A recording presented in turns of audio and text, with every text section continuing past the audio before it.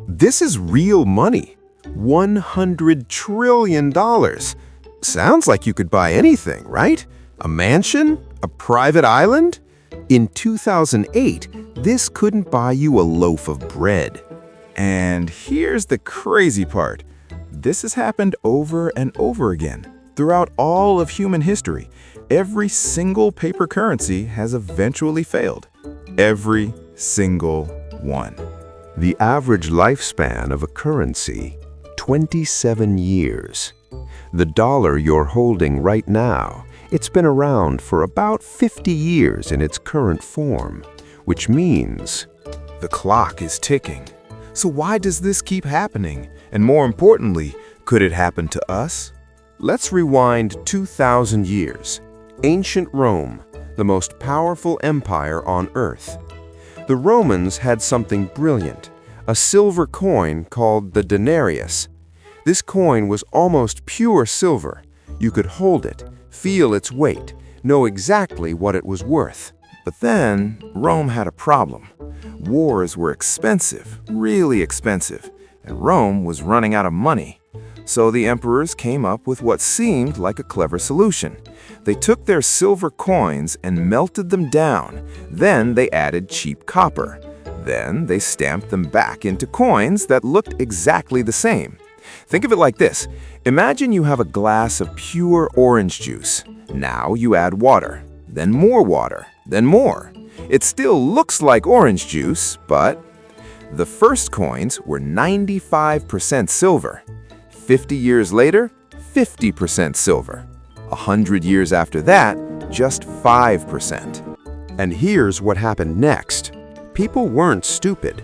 They noticed. A loaf of bread that cost 1 coin now cost 2, then 4, then 10. By 301 AD, prices had increased 1,000% in just 20 years. The currency collapsed, and shortly after, so did Rome. Now, you might be thinking, that was ancient history. We're smarter now. We have economists and central banks and computers. Are we, though? Let me tell you about Germany, 1923. A woman goes shopping with a wheelbarrow full of money, actual wheelbarrows, full of cash, just to buy groceries. She leaves the wheelbarrow outside the store for just a minute. When she comes back out, the money is dumped on the street. The thieves took the wheelbarrow. The wheelbarrow was worth more than the money. Kids used stacks of bills as building blocks. People wallpapered their homes with money because it was cheaper than buying wallpaper. This is what hyperinflation looks like. Your money melts away like ice in the desert. In Germany, prices doubled every 3 days. Every 3 days. So, what caused this nightmare? Germany lost World War I. They owed massive debts, billions and billions. So, what did they do? They printed money, mountains of it. Think about it like this. Imagine you're playing Monopoly with your friends. You're losing, so when nobody's looking, you just grab extra money from the bank.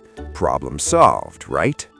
Wrong, because now there's twice as much money chasing the same properties, so the prices double. Your extra money buys you nothing.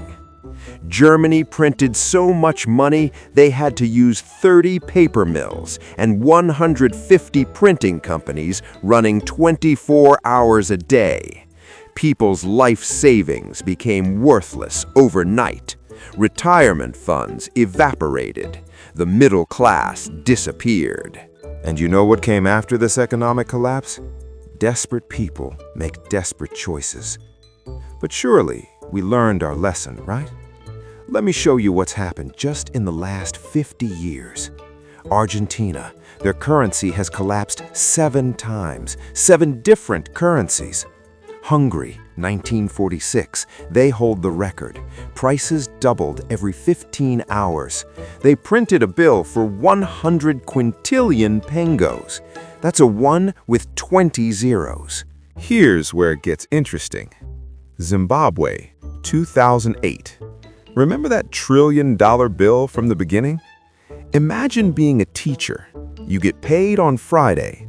By Friday afternoon, your entire month's salary can't buy lunch. By Monday, it can't buy anything at all.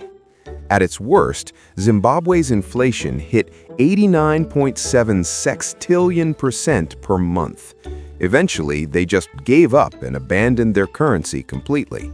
Now, you might be wondering, why does this keep happening? What's the pattern? Let me break it down simply. Every currency is like a Jenga tower. It starts solid, but every time a government faces a crisis, they pull out a block. War? Pull a block. Economic recession? Pull a block. Political promises? Pull another block. And each time they print more money, they're pulling out another block.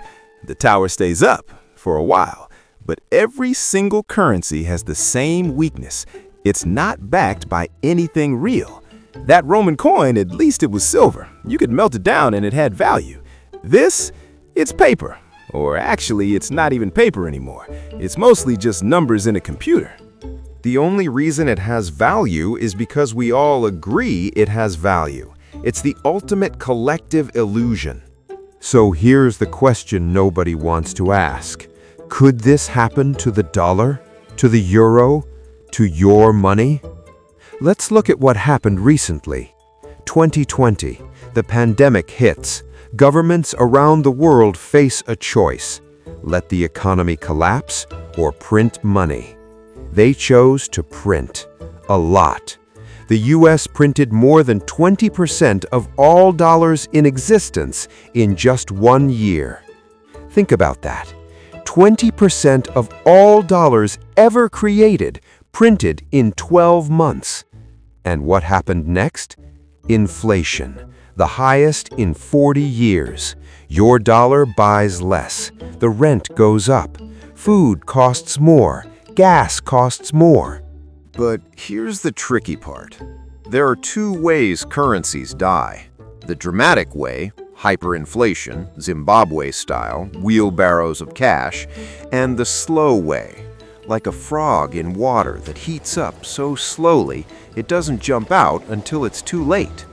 The US dollar has lost 96% of its purchasing power since 1913. Your grandparents could buy a house for $10,000. Your parents bought one for $100,000. Now, good luck finding one under $500,000. Same houses, different numbers. The money changed. And here's what most people miss. This isn't a bug. It's a feature. Governments like inflation. A little bit, anyway. Why? Because they're the biggest borrowers. When money loses value, their debts shrink. If you owe $1 million and inflation makes that million worth half as much, your debt just got cut in half. The problem is, we're not governments. We're not borrowers. We're savers, workers, regular people. And every time they print more money, they're stealing a tiny piece of your paycheck. Not directly, not obviously, but slowly, invisibly, your money buys less. This is the modern version of Rome mixing copper into silver coins. Same game, different technology. So, what's the answer? What do we do? First, understand this truth. Throughout all of human history, every single fiat currency has eventually failed. Every one. The average is 27 years. Some lasted longer, some lasted less, but they all ended the same way. Here's what you can do. Don't keep all your wealth in paper. Throughout history, during every currency collapse, real things kept their value. Land, precious metals, productive businesses, skills. Don't put all your eggs in one basket, especially not a basket made of paper promises. Learn about money, really learn, because the system counts on you not understanding it.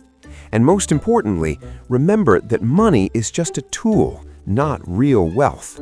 Real wealth is relationships, skills, knowledge, health, community. Those things survive every collapse. That $100 trillion bill, it now sells on eBay for about $5 as a novelty, a reminder that nothing is permanent. Not empires, not currencies, not even the mighty dollar. The clock is still ticking. History doesn't repeat, but it rhymes. The question isn't if another currency will collapse. The question is, when the music stops, will you have a chair? If this opened your eyes, share it, because everyone deserves to understand the game being played with their money. Subscribe for more truth about the systems that shape our lives. And remember, knowledge is the one currency that never loses value.